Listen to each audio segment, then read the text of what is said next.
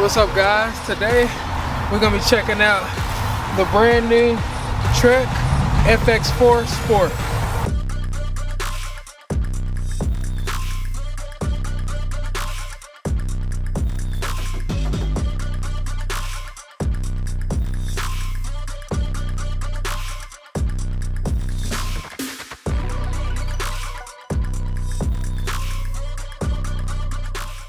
All right, guys, right here we have the Trek FX Sport 4.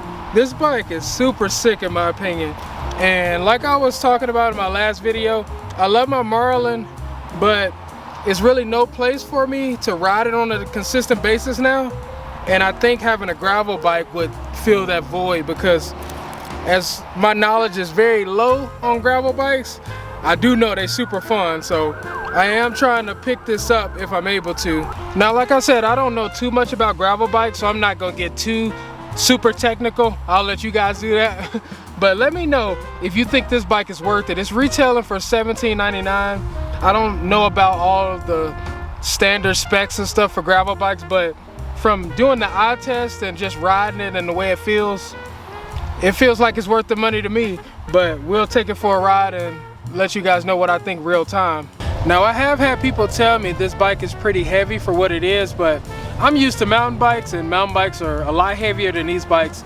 Plus, this is a carbon frame, so it's super light to me.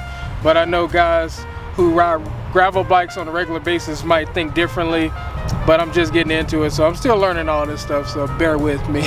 Another thing that I wanted to mention are these brakes.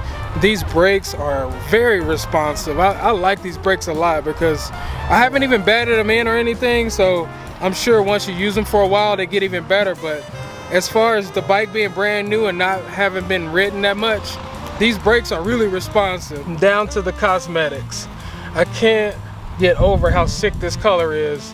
I wasn't really into white bikes until I saw this one. This color is out of control. I love it. And I like the holographic logo. Let me know what you guys think of the color. They have a silver one too. I haven't seen it yet. They have it in the Trek store, but it's not built, so I haven't seen it in person. But this bike looks super sick, and I like how it's got the silver at the top, so it's silver and white pretty much, and that color combo, it really looks nice to me.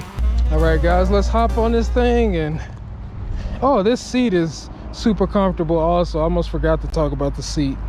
It's really comfortable, cushy, and it's definitely meant for long rides. And I'm riding through the grass. This bike, the position of this bike as far as you sitting on it and your posture and everything is so nice. This bike is just meant to be ridden for miles and miles, in my opinion.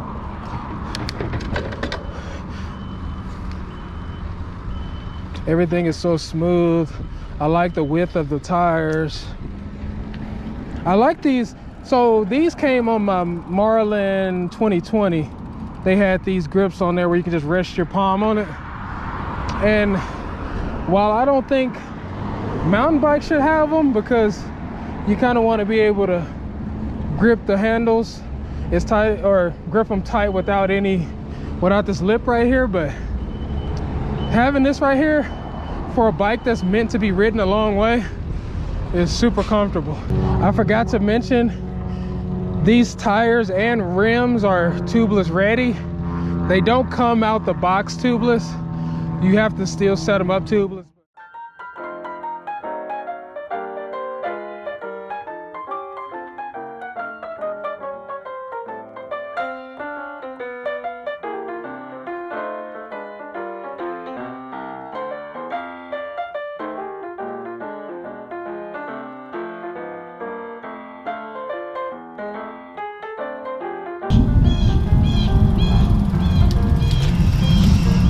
This bike is the best. This thing is just so easy to ride, so fun to ride, so much lighter than my Marlin. I know I sound like I'm bashing the Marlin, but I'm not. I love my Marlin, but this bike right here, it just serves the purpose that I'm looking for, which is kind of an adventure gravel bike style that I could just take in the mountains and just ride trails and be able to ride with anybody with any kind of riding skill, just dirt trails and gravel trails, stuff like that.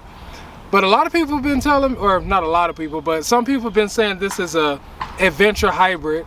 But the people at the Trek store told me it was geared more towards gravel bikes. So which one is it? Is it a hybrid or gravel bike?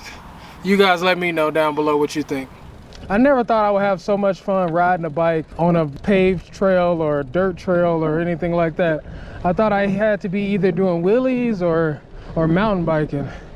But this thing just showed me a new light, because it showed me I can ride a bike without wanting to do nothing crazy and still enjoy it. And I'm really liking this. It's relaxing. It puts you in a calm state. And I really like it. And it's fast. I've been talking about how good the brakes are. So we're really gonna put them to the test now. I'm gonna see if I can wheelie this thing.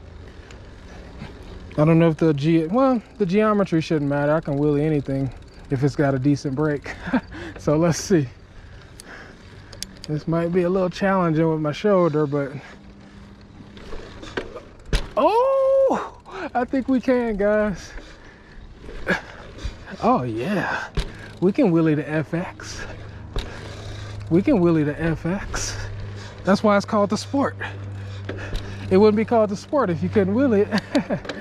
Now my shoulder kind of sore, so I'm gonna stop doing that, but you definitely can wheelie it. This bike, in my opinion, is definitely worth it. I think anybody that's not really into mountain biking, but they want to ride some trails that's not rocky at all, just some super easy green trails, this would be a lot of fun. Even a little rock, I think this thing can handle it. But yeah, a lot of trails that you don't want to do mountain biking on, you just want to ride and get out and explore, and don't want to ride street. You want to ride more trails where there's no cars or anything like that. This bike is definitely the bike. It's super comfortable. The geometry on this bike just has you sitting in a position to where you can ride for miles and miles and not really get uncomfortable, because I've been riding this thing for a while and I'm not ready to get back off of it. I don't want to take the bike back. But they do have a FX4 2021 version, I think he said.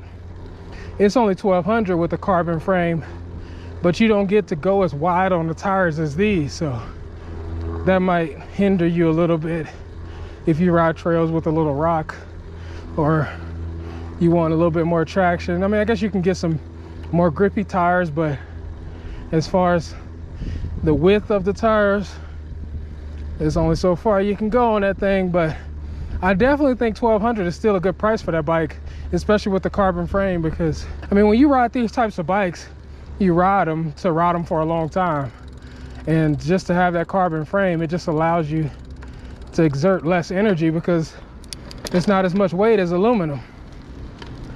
But let me know what you guys think. Would you pay $1,700 for this bike, or would you go for the 2021 version that's a little bit less capable in the wheel department? But that's pretty much it. And the frame is a little different. It's still sick though, the frame, because it's got this linkage in the back where it absorbs a lot of bumps. So that is a good thing with that bike, because the fact that you got the skinnier tires, you do have that frame that allows you to suck up some of the bumps, which is a good thing. But is it worth paying $500 or $600 less, or should you get this? But I'm gonna hopefully do a review on that bike too. So let me know what you guys think.